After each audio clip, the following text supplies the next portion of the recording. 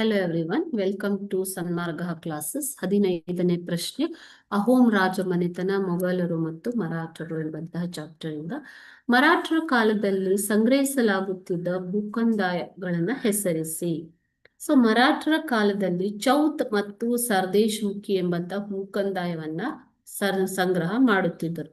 ಇವರು ರೈತವಾರಿ ಪದ್ಧತಿಯನ್ನ ಅನುಸರಿಸುತ್ತಿದ್ದರು ಮಕ್ಕಳೇ. Okay, so ಇಲ್ಲಿ ಚೌತ್ ಅಂತಂದ್ರೆ 4ನೇ ಒಂದು ಭಾಗ ಕಂದಾಯವನ್ನ ವಸೂಲಿ ಮಾಡುವಂಥದ್ದು. ಇದು ಮೊಘಲರ ಆಡಳಿತವಿದ್ದಂತಹ ಪ್ರದೇಶದಲ್ಲಿ, ಮೊಘಲರ ವಶದಲ್ಲಿದ್ದ ಪ್ರದೇಶದಲ್ಲಿ ಸಂಗ್ರಹಿಸುತ್ತಿದ್ದಂತಹ ಕಂದಾಯ. ಓಕೆ, ಸೊ ಅದೇ ರೀತಿ ಸರ್ದೇಶಮುಖಿ ಅಂತಂದ್ರೇನು? ಸರ್ದೇಶಮುಖಿ ಅಂದ್ರೆ 10ನೇ ಒಂದು ಭಾಗ ಕಂದಾಯವನ್ನು ವಸೂಲಿ ಮಾಡುವಂಥದ್ದು. ಇದು ಮರಾಠರ ವಶದಲ್ಲಿದ್ದ ಪ್ರದೇಶದಲ್ಲಿ